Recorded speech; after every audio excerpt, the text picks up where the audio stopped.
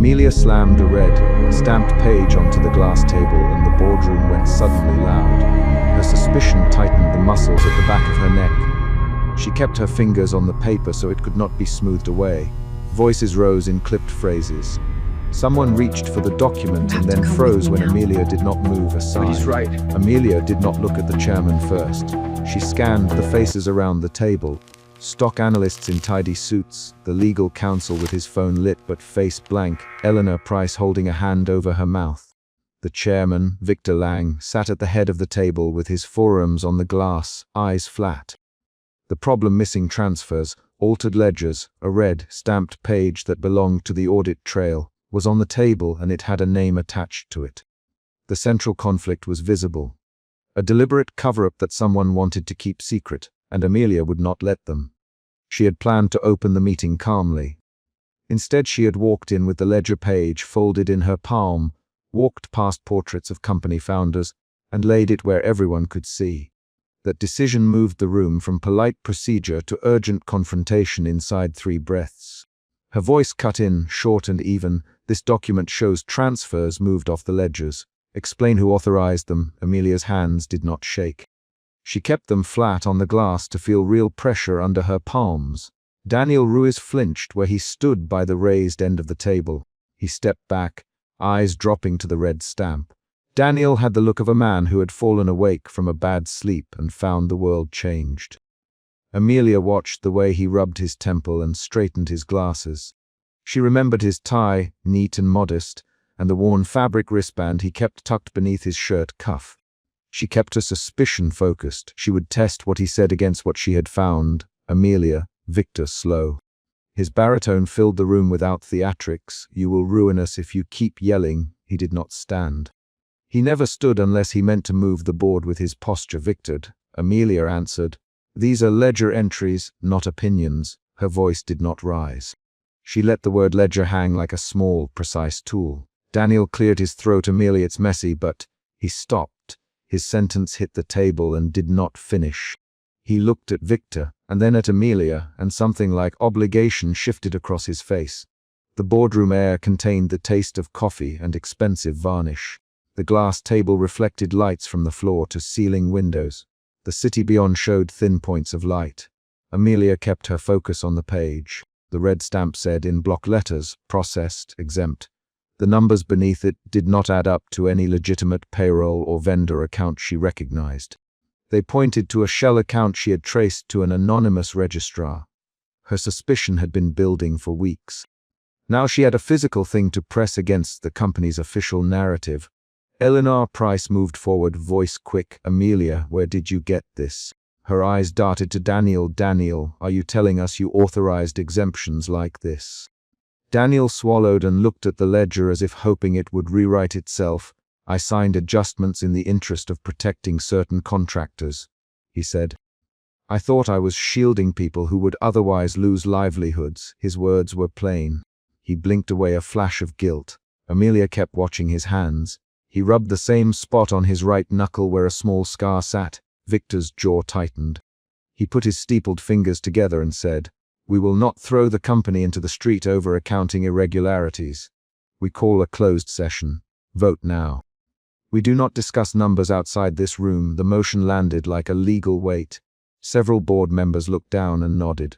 A few fingers tapped phones. Amelia heard the bargain measured in the pauses. She saw loyalty and fear threaten to make the room into a single, quiet thing. Her suspicion shifted into anger, then into a cold resolve that made her lips thin. "No, Amelia." She let the single word carry. "You can't make the ledger disappear by vote." The funds moved. People were harmed. She named harm because facts needed names to matter. "Eleanor, you remember the contractors who lost payments last quarter. This is tied to that." She watched Eleanor's face and saw the moment a memory aligned. Eleanor's thin reply was a small confirmation. Victor's hand moved, tapping a fountain pen on the table. "Amelia, you were proposing public damage. Think of the employees, the stock, the families attached." "We protect the firm." His voice did not crack, but Amelia could see him weighing who and what he would sacrifice. Daniel bowed his head. "Victor, I only meant to shield people I know would be ruined if payments stopped. I moved entries and masked the sources." It was wrong in process, but right in intention. His words gave away a tension between professional duty and private protection. Amelia's suspicion shifted into a new shape.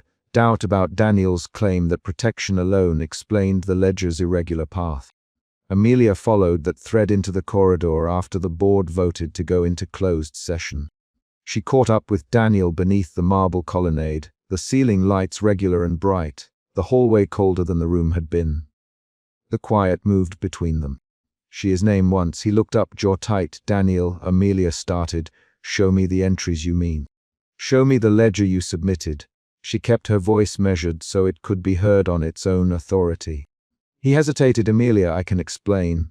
Explain where the ledger shows payments that don't match invoices. Explain the shell account names. She did not allow him a long speech. Her questions were surgical. Daniel rubbed his temple again and then unbuttoned his coat. He reached into his briefcase and pulled out a slim binder. I adjusted figures to cover emergency payouts to field contractors after the hurricane in the south. He opened to a page and slid it to her. I reclassified vendor codes.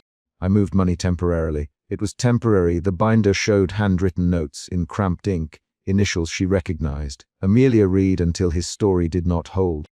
There were notations that contradicted his timeline, and a stamped authorization that matched names on board minutes she had reviewed. The binder showed small cross-outs as if someone had tried to hide the edits. Who ordered these cross-outs? She asked.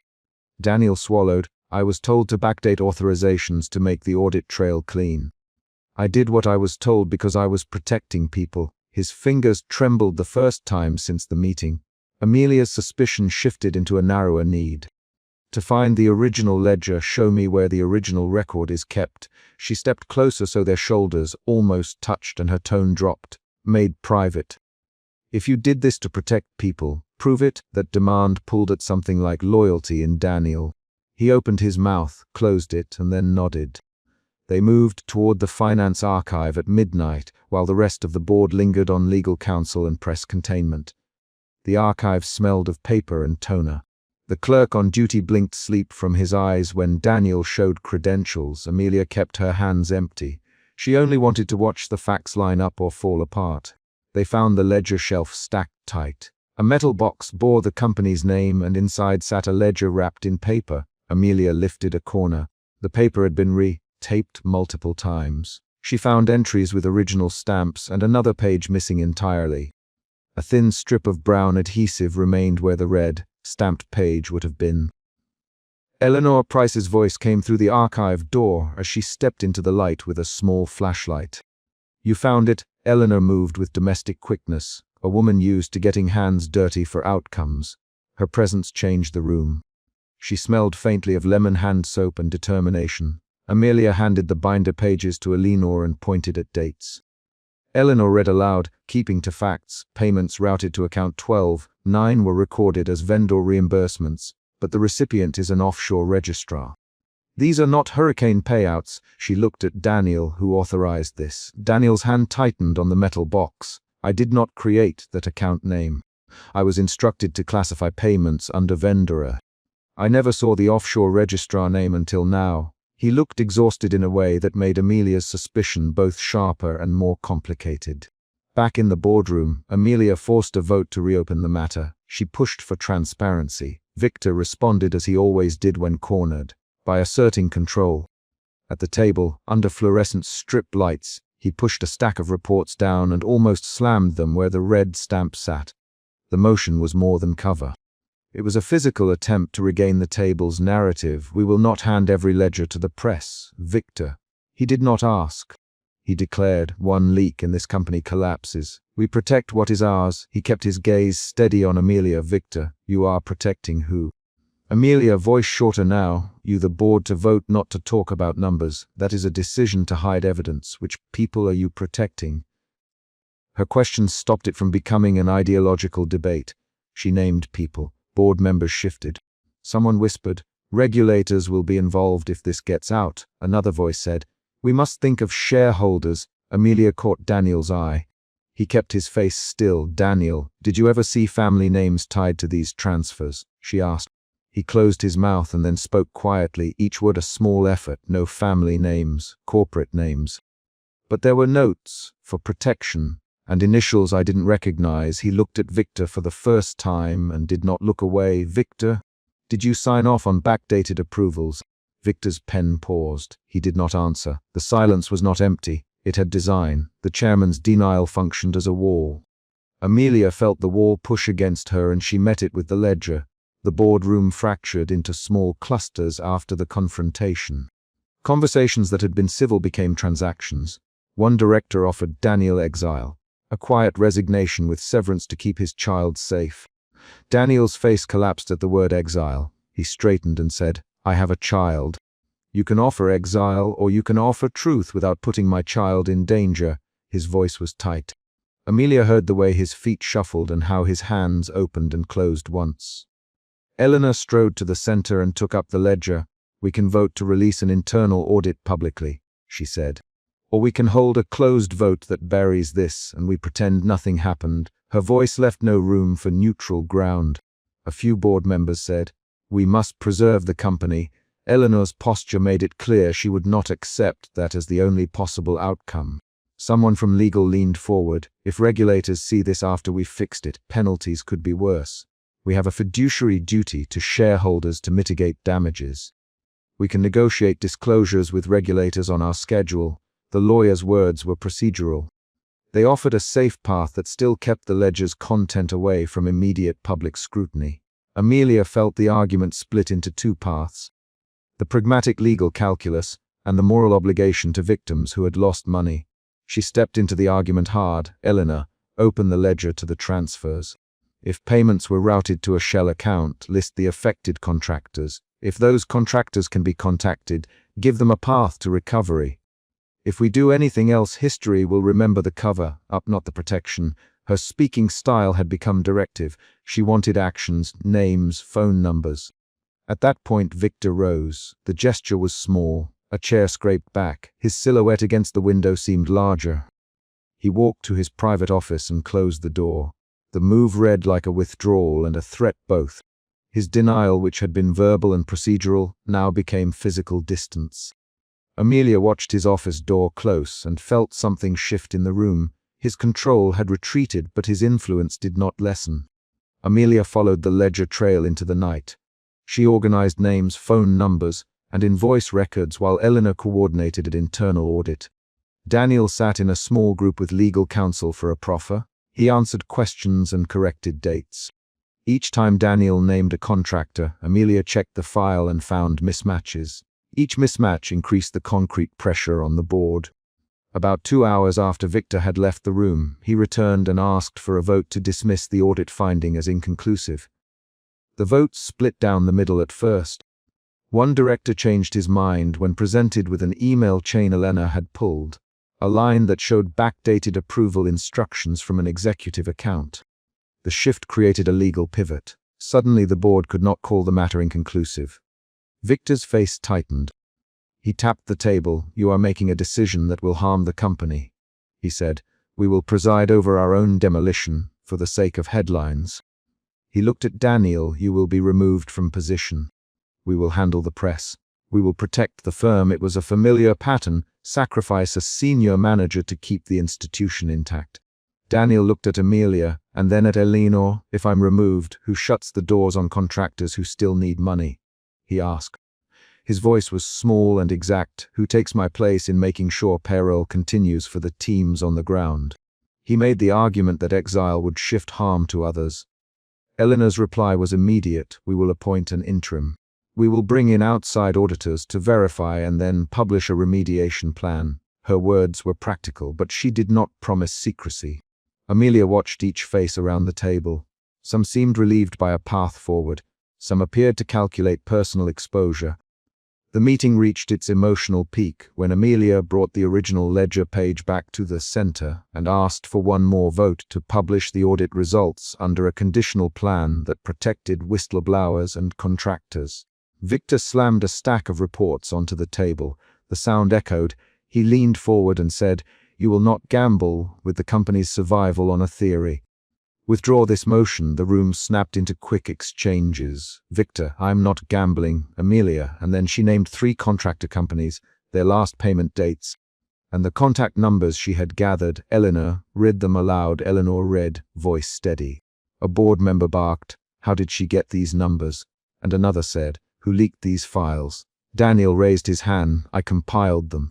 I ran a reconciliation after the vote." He took a breath as if the air itself required work. "I will not let contractors suffer because the board prefers quiet settlements." There were 3 rapid exchanges after that. The argument turned sharp and then procedural, as legal counsel insisted on bringing in external auditors immediately. Victor's denial faltered in a way Amelia had never expected. He stood, walked to the table, and placed his palm flat over the ledger. For the first time in the night she saw him with no rhetorical shield. One sentence in a voice that had been softened by something like fatigue. "If we open everything now, the market collapses. People lose pensions. There are names at stake who have nothing to do with the transfers." Amelia could see his personal stake finally show. A family portrait half hidden on his desk beside a gold watch. His protective posture was not only corporate, it was familial. She had expected denial. She had not expected the private fracture that came with it. Her suspicion shifted into a recognition that people protected themselves through silence for reasons that mixed public and private motives. Eleanor made the decision for the room. "We appoint external auditors. We release a limited statement about an internal review. And we provide immediate emergency payments to any contractors flagged by the ledger," she said. "We will not hide the ledger, but we will manage disclosure." The work was pragmatic compromise. Victor did not like the compromise. He agreed to it with a face that held every line of someone conceding ground. Daniel sat down with his hands folded and an exhaustion that suggested he had been up nights calculating numbers and consequences.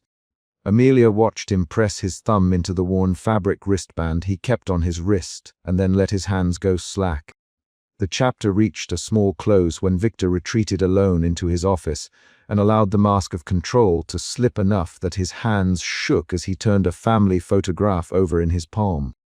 Amelia stood in the hushed boardroom and watched the glass window swallow the last city light.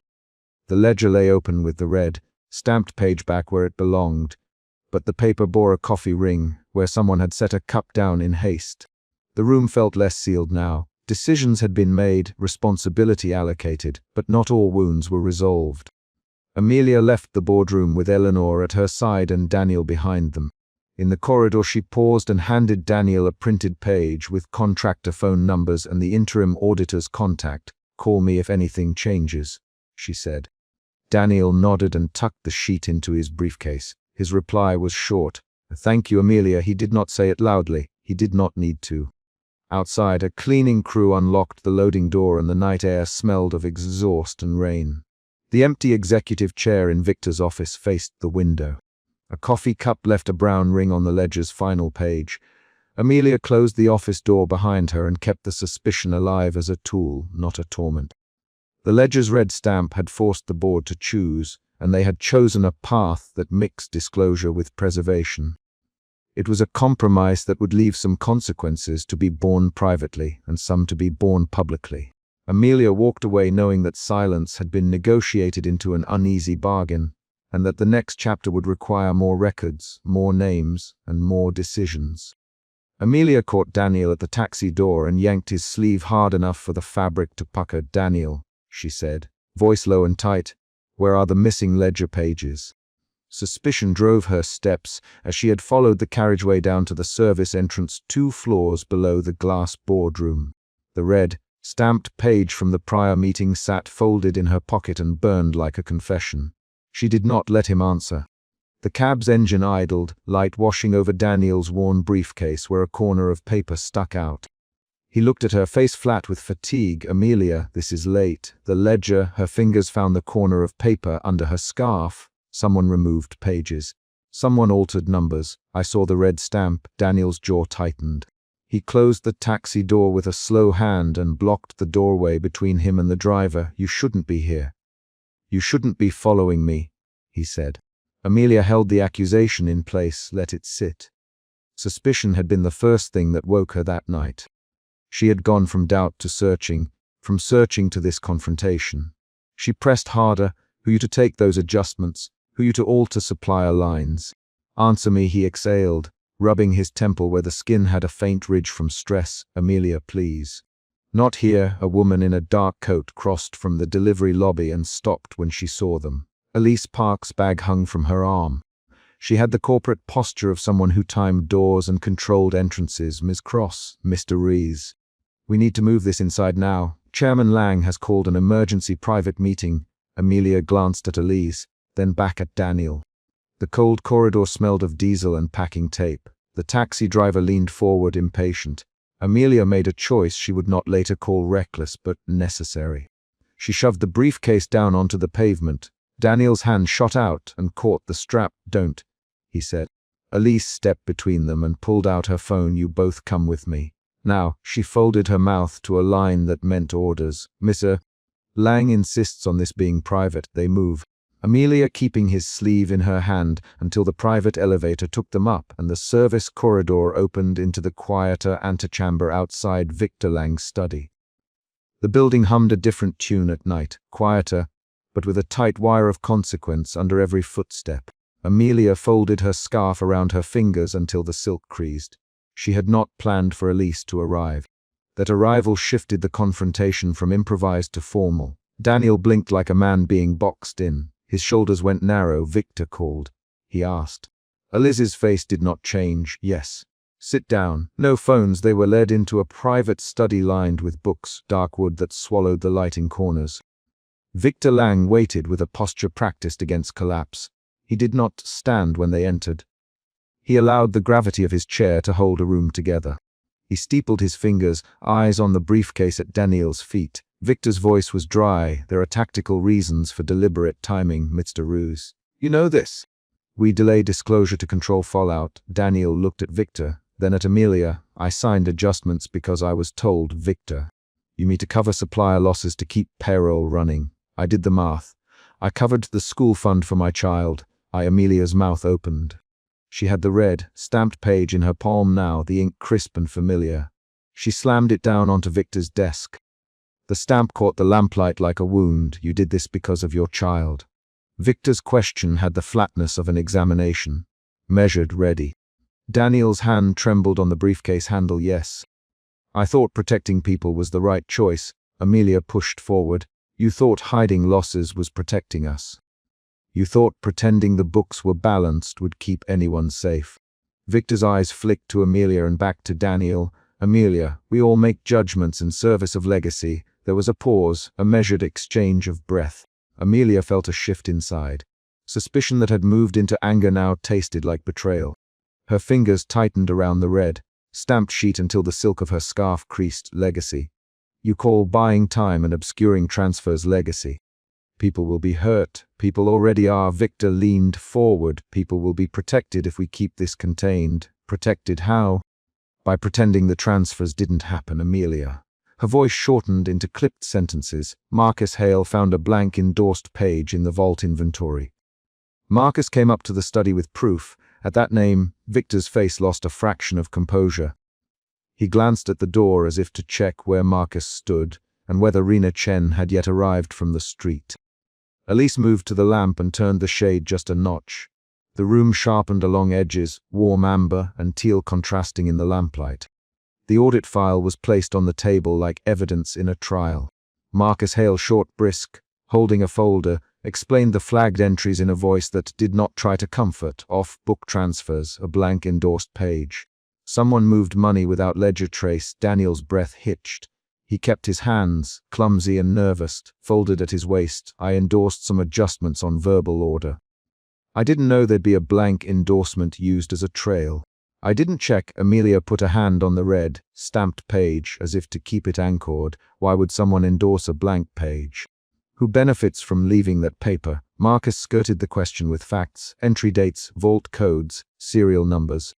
Facts are a kind of certainty, and Marcus laid them out like bricks. "These are traceable. These are not clerical errors." Elise cleared her throat. "We should not speak to press. This is internal." Amelia's hands stopped twisting the scarf. She looked at Elise and said, "I will not sign any cover-up." Victor's response came low. "Then you will allow regulators and shareholders to rip this company apart?" Amelia's anger coiled and then translated into action. She stood, walked to the antechamber doorway, and made a motion that shook the room. She would not be the one to sign anything that buried the truth. If you ask me to falsify the record, Victor, I will refuse. I will take the red, stamped page to the board and to the auditors. There was an exchange of glances that carried the weight of possibility. Daniel's eyes dropped to the briefcase and then up at Victor. Victor's hand tapped the table. You would sacrifice the market, the people, the family's work, me's cross. Amelia's voice was level. I will not let a personal account decide who pays for another's order. The room tilted toward the center as Victor called for a temporary containment plan. We craft a memo.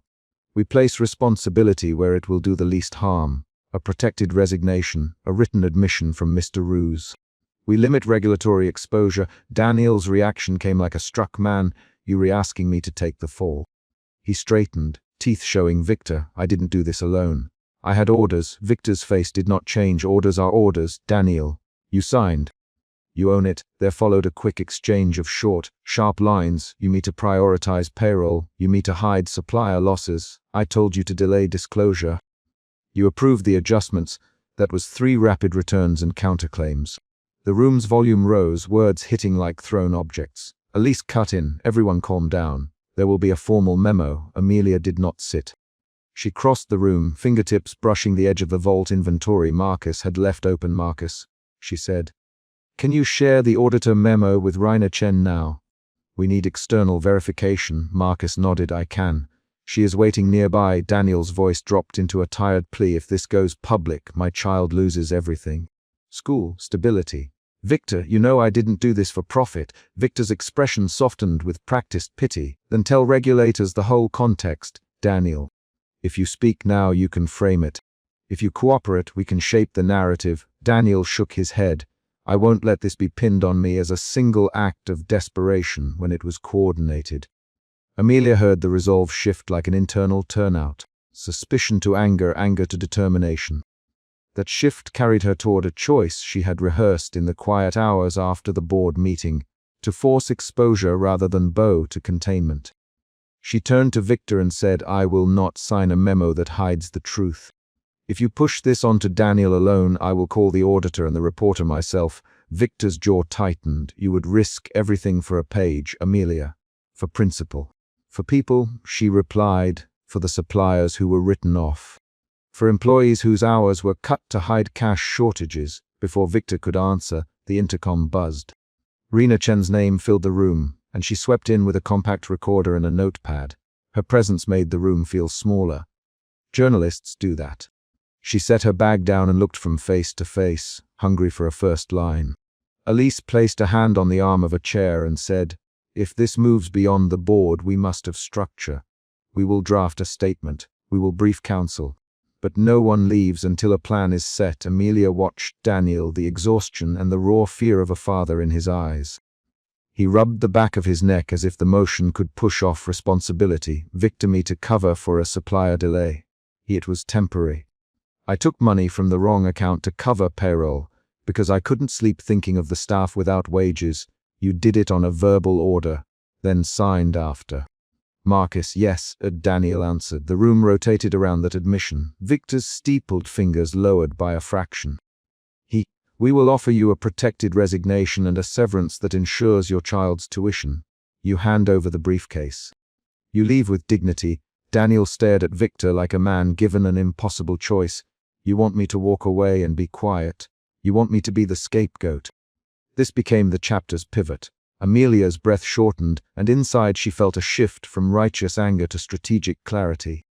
If Daniel accepted, the company would preserve the market and avoid immediate regulatory action. If he refused, the risk widened and the company could implode. She traded looks with Elise and Marcus, then with Raina. You won't do it alone. Amelia, Victor, you will not ask me. Ruse to carry this for you. Victor's answer came like a law. I will protect the company. Protection does not mean blame. Amelia shot back. If you hide this, more people will be harmed. When the truth comes out, a new sound arrived. The distant click of shoe heels in the corridor, then a softer pair that belonged to Claudia Marlowe, a vocal board member who had been at the meeting earlier and had promised a public stance if evidence surfaced.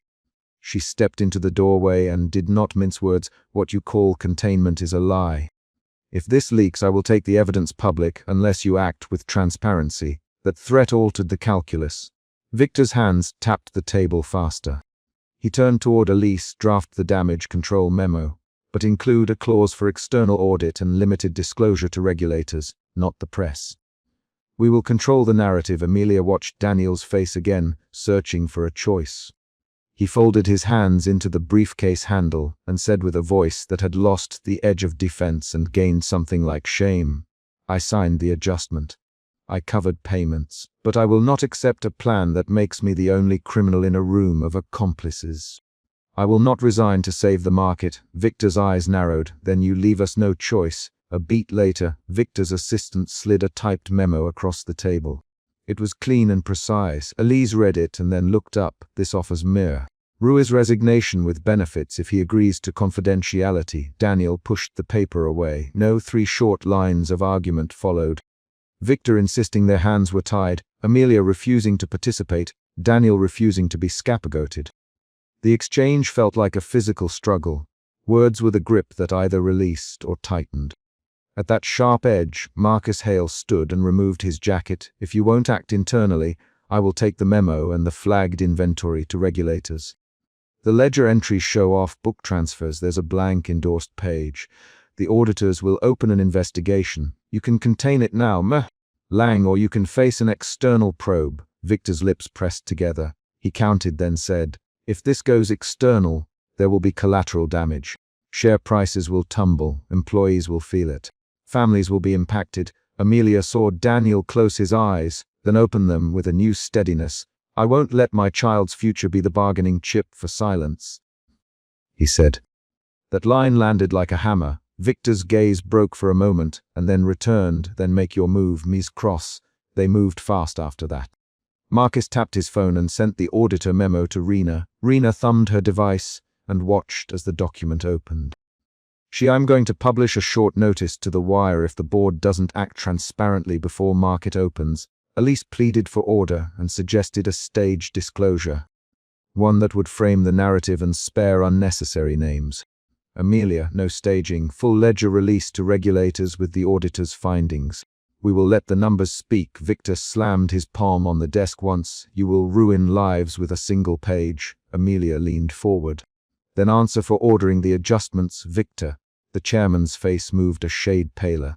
He looked at Daniel and then at Amelia. There was a moment of silence where small sounds, the creak of a leather chair, a clock's faint tick, registered loudly. Then Victor reached for the inked pen on his desk. He did not sign anything. Instead, he slid the pen back into its tray and stood. "We will prepare a statement to regulators, including the auditor's findings," he said, "measured and exact. But we will also prepare a legal defense. No premature press releases." Amelia heard the partial victory. Not full transparency, not full containment either. It was a compromise. It exposed fault lines but left questions about who would take final responsibility. Daniel's shoulders relaxed by a fraction. He did not accept the offered resignation. Before they dispersed, Amelia walked back through the glass boardroom where she had slammed the red, stamped page in the earlier meeting. The light outside had shifted to a pale dawn. She laid a copy of the red, stamped page on Victor's empty executive chair with a steady hand. She did not write a note. She did not say anything. She left the page face up, the stamp visible in the thin morning light. Then she walked out into the corridor where the first strips of sunlight began to find the glass, leaving the boardroom to its decisions and Victor to his. The action was concrete. She had placed evidence where he could no longer pretend it had not been seen. Outside, Daniel waited by the elevator with his briefcase closed. He met Amelia's eyes and, for the first time that night, gave a small, tired nod. "Thank you," he said. Amelia did not reply with a speech. She only said, "Do what's right, Daniel." He stepped into the elevator as the doors closed. Amelia stood on the floor above the service entrance, the city sky paling, and a messenger arrived on her phone. Marcus confirming he had sent the memo to the regulator's secure channel, Rena confirming she'd hold publication until 9 a.m. She watched the glass boardroom as an office light blinked on and then off. The chapter ended on a concrete beat. Amelia had left the red, stamped page on Victor's chair, and outside the company the auditor's memo had been uploaded. The first legal notices would be served by morning. The choice had been made not by one person alone, and the company would now have to answer to numbers and to names. Emotion route. Suspicion. The vault door clicked and Daniel's fingers tightened on the plastic, wrapped bundle before the light even hit the concrete floor. Shame sat behind his ribs like a foreign coin. He tried to breathe around it and failed. He had come to the secure records vault to copy a backup he believed would prove what his ledgers could not. Entries changed after his sign-off. The central problem was concrete, missing pages, red stamps, and altered timestamps. And Daniel felt the shame of carrying those pages for weeks without telling Amelia or the board. He worked with his headlamp angled low, the beam cutting a narrow cone of white across steel shelves. The backup drive hummed against his palm as he slid the ledger folder out. The red, stamped page curled at the corner. The cold air from the vault lifted the edge of the stamp, and beneath it, in neat black handwriting, a routing note he did not recognize. Daniel shoved the folder into his worn briefcase, closed the zipper, and paused only long enough to listen for footsteps. Someone cleared their throat behind him and the lamp swung. Daniel, head of security, Ray's voice low, not surprised but not friendly. Daniel let his shoulders drop and turned slowly, the briefcase pressed against his thigh. He did not say he had been looking for a cover-up. He said he had been checking a backup as instructed, and his words landed hollow in the steel room. Ray's stepped forward, flashlight angled across the floor. You know the after-hours protocol. Explain the folder. Daniel placed the briefcase on the metal table and unzipped it with one hand, the other rubbing the soft, raw spot on his thumb he had from years of worry. The emergency light above thrummed. There are altered entries, he said. Time-stamped after my sign-off. He set the red, stamped page face up. An external alarm tone, soft at first, began to pulse through the corridor. Legal counsel Harper's bootsteps came next, measured and quick. Show me, Harper, and Daniel handed over the page. Harper read 2 lines, pinched the bridge of her nose, then looked up at Daniel. This moves beyond an accounting error, she said. Daniel's chest contracted with a new shape of fear. This was no longer only about his conscience, it was about the families who trusted that ledger. They escorted Daniel out past the security cameras. The building's lobby still smelled of coffee and floor polish even at midnight. Daniel felt each surveillance light on his back like a fingertip. He thought of Amelia Cross, referencing the red, stamped page earlier, how she had slammed a red, stamped page onto the glass table and made the room loud. And he felt the memory as a cold knot, a link pulling this night into a line. He had seen her yanked his sleeve at a taxi door, had heard her voice ask, "Where are the missing ledger pages?" And he had not answered completely. Emotions moved under his skin. Shame shifted to fear as Harper's words turned the situation outward. We call an emergency session, Harper. Now, Harper's fingers tapped her watch like a small percussion. The announcement reached the executive floors like a thud. Daniel felt the room narrow to the length of the corridor, and then opened again into the private conference anteroom, where Amelia waited with her coat still on. Amelia's face was pale but controlled. She kept one hand on the silk scarf at her throat, and the other twisted the heirloom ring until her knuckle whitened. "Daniel," she said immediately.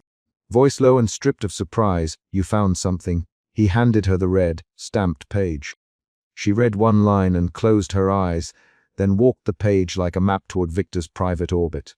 The corridor outside the boardroom felt like a pressure chamber. Legal counsel Harper placed a hand on the anteroom door and pushed it open. "We proceed in the boardroom. Harper, Victor must be informed. But we will not let this leave the building until the session is convened." Daniel looked at Amelia. She met his eyes for a second and then looked away, the briefest flare of gratitude crossing her face, before she replaced it with resolve.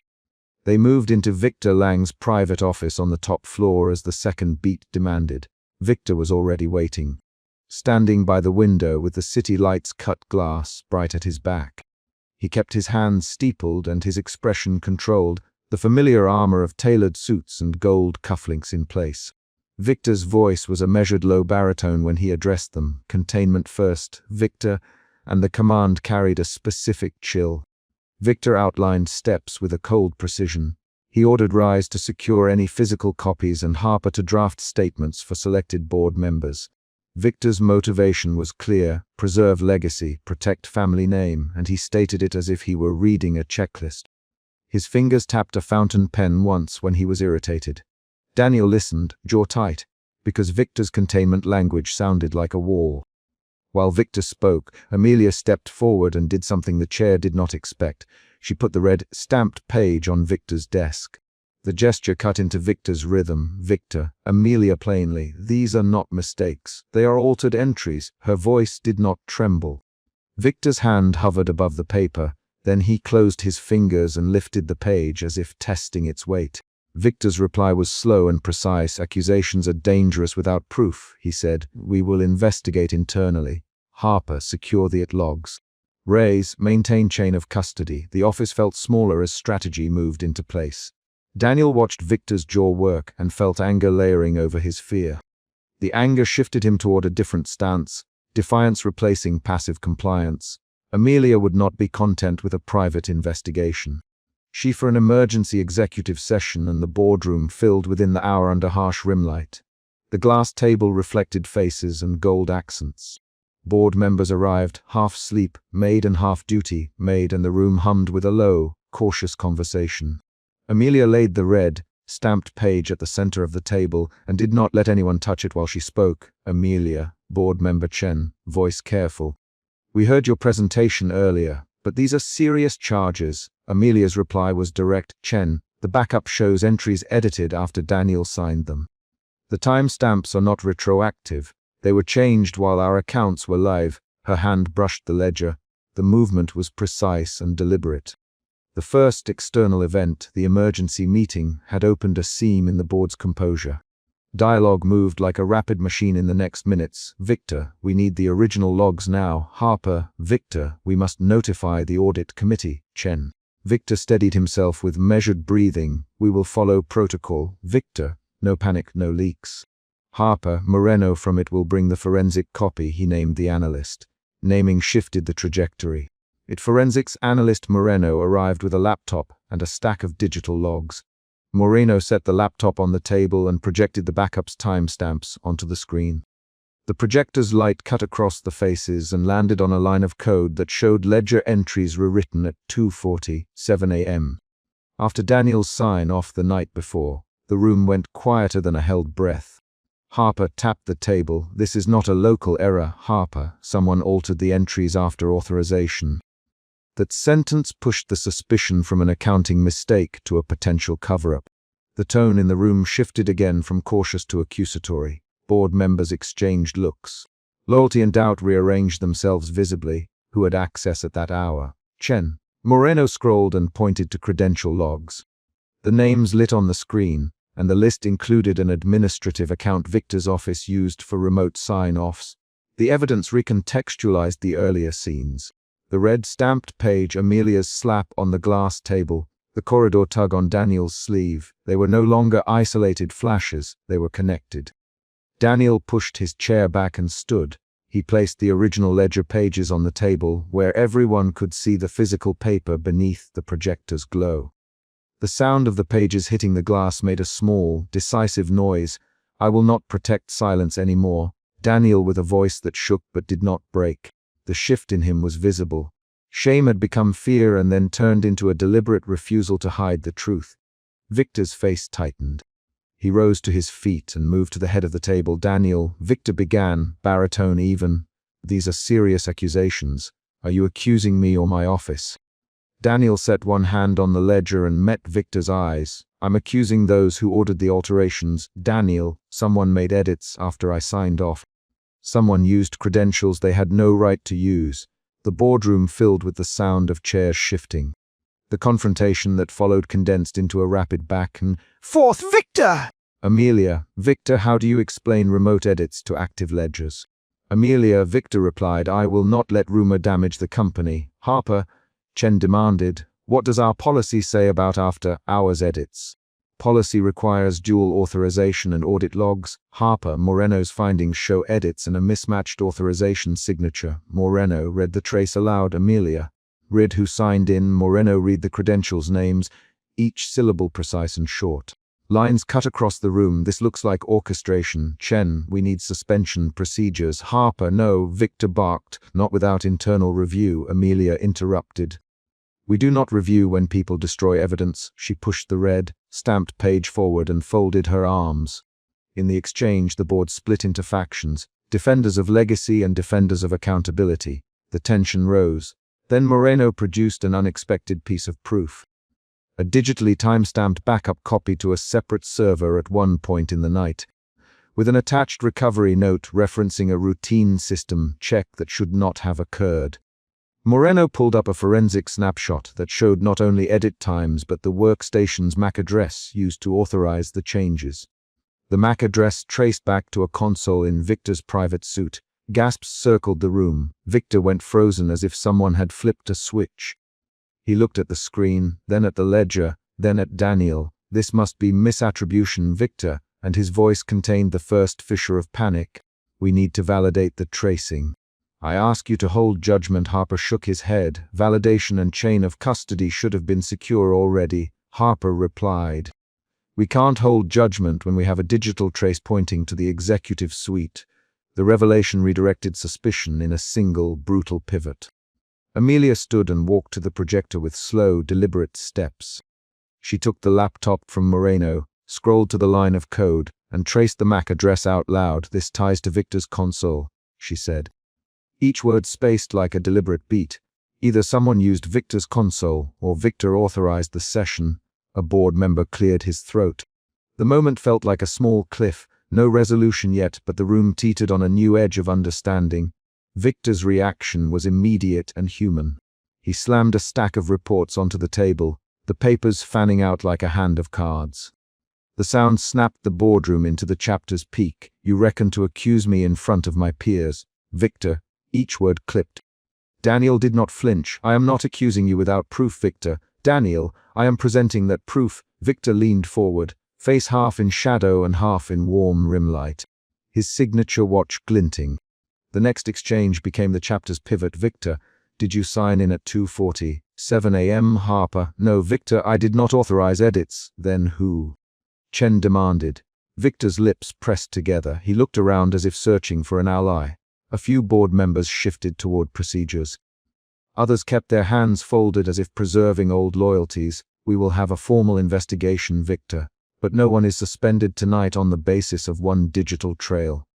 His voice tried to close the door.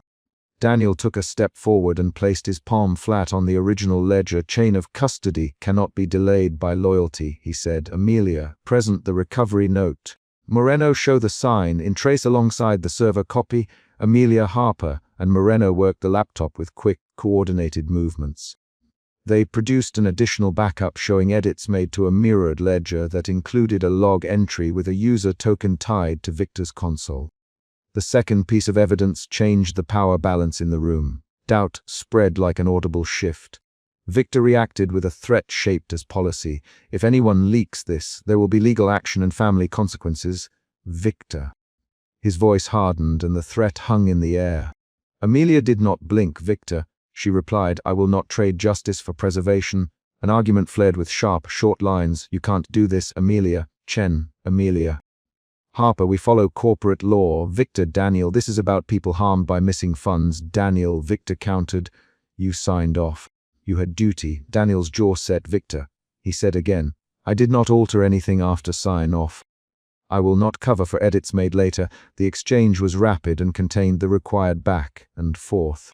Outside the room, the building's security team moved to execute steps Victor had ordered earlier, and a muted clatter from the hallway signaled that procedures were underway. The boardroom's argument translated into motion. Calls placed, legal drafts written, and her put on alert. That external beat occurred, and it created legal momentum that forced the room to act rather than merely talk. As dawn began to thin the city light, the board voted to place holds on selected accounts and to initiate suspension procedures pending investigation. Some board members motioned for an immediate suspension of executive privileges. Others demanded further validation. The vote carried a mixture of relief and dread. Action at last, but the consequences would be severe. Daniel felt a strange, brittle relief tighten in his chest. The shame that had followed him softened into something else, a wary hope that accountability might follow. Victor retreated to his dim office alone, carrying a thin file. He closed the door and stood with his back to the window. For the first time all night, the chairman did not command the room. He picked up a pen and stroked the scar along his right eyebrow as if it mattered now. Denial, which had been his armor, encountered consequence. The look on his face showed that the two could no longer stand together. Amelia stayed by the window after the others left. She watched the first pale light wash the glass and thought of the red, stamped page she had placed on the table. She thought of the night she had slammed that page and of the corridor where she had yanked Daniel's sleeve demanding answers. Those moments now fit into a line. Discovery, confrontation, disclosure. She folded her hands and did not let herself claim victory. She only let herself be present to the concrete results, legal holds, a suspended account, and the knowledge that someone would answer for the altered numbers. Daniel walked out of the building with his briefcase heavier and his steps measured. He had told the truth. He had set the ledger on the table. He had handed evidence to the board and watched procedure begin. He feared what would happen to his job and what legal exposure meant for his child's future. But he felt a different tension now, resolved action. He imagined the phone calls he would have to make home, the explanations he would owe his child, and he prepared himself to be honest. In Victor's office, he made one call. The line was short and his words were clipped. "Prepare statements," he said. "Limit access." Invoke the next level of counsel. After he hung up, he sat heavily, eyes on the city, and finally allowed the thought he had kept at bay. Denial had consequences. He had told people to prioritize preservation over truth. Now preservation cost him control. The room emptied. Papers lay in small disordered stacks on the boardroom table. It packed their drives, security logged evidence bags. Amelia put the red stamped page back into a clear evidence sleeve and slid it into a locked drawer. Daniel stood nearby and watched her hands, which trembled only once when she locked the drawer. He caught her eye and she gave him a small, rare smile, no words, just recognition. Outside, the light moved from teal to a warmer gold along the street, and dawn made the glass of the executive tower look exactly like the photos they used in investor materials, calm and solid. But inside, the company's face had changed. The ledger had been laid bare, policies were in motion, and reputations would be rewritten. The immediate conflict had resolved into process, but consequences remained kinetic and imminent. Before he left the building, Daniel made one last turn through the empty conference anteroom.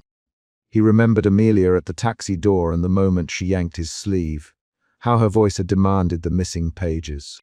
He remembered the slam of her red, stamped page onto the table. Those earlier flashes were no longer isolated, they were proof in sequence. He straightened his worn briefcase strap and stepped into the morning with a fragile certainty that his choice to stop protecting silence had changed things. By the time the sun rose fully, legal notices were already being drafted and the audit committee had scheduled a public resignation procedure if the evidence held. The company would face regulatory review, Victor would face scrutiny, Daniel would likely be called to testify. Amelia stood at the window and watched the first team of external auditors arrive, their briefcases tidy and purposeful. She folded the evidence and placed it in Harper's hands. Harper looked at Amelia and then at Daniel. "We will proceed with care, Harper. We will follow the law and the evidence." Amelia nodded. "We will not hide behind legacy," she said. "We will not trade transparency for comfort." Daniel felt his voice smaller but sure. "I will cooperate fully. Daniel, I will answer every question." Their commitments were actions that moved the story forward toward accountability. The final scene of the night left Victor alone with a choice he could no longer evade. He opened a drawer and placed a single document on his desk. A short, formal letter of temporary leave prepared by legal. He did not sign it immediately. He put the pen down and inhaled once, then reached across the desk and closed the file. The room hummed with the sound of the city rising outside, and he realized the cost of preserving silence had become the cost of power. When the boardroom emptied completely, Amelia locked the evidence drawer and turned toward the window. Daniel walked to the door and paused. "Amelia," he said, "thank you for not letting it go." She looked at him. The motion of twisting her hairlum ring returning as she considered the future. "Daniel," she said, "thank you for bringing it forward." They did not promise victory. They promised action. Outside, a van from the auditors pulled up and men in crisp coats climbed the building's steps. The ledger pages lay under a single lamp on a cart, sealed in evidence. Outside the boardroom, legal counsel Harper began drafting notices to regulators and to stakeholders. The company's future had been forced from private preservation into public reckoning. The final, concrete beat arrived. A courier knocked at Victor's private office door with a formal request for a statement. Victor opened the door, took the envelope, and read the first line aloud to no one. "This is an official notification of an external audit." He set the envelope on his desk and sat down. The denial that had once protected him was now a document on his table, waiting for his signature or refusal. The chapter closed on an image of motion and consequence. Evidence logged, a temporary leave letter unsigned, auditors arriving, and a ledger left open with a coffee ring gradually darkening its margin. No speeches resolved the moral collapse. Procedures and paper did. The room had been broken open by a single red, stamped page and a willingness to stop protecting silence. And the last concrete action was Amelia locking the evidence drawer and handing Harper a list of witnesses to interview. That list would take the company out of denial and into accountability, and the morning's first legal conference call began before the sky fully brightened.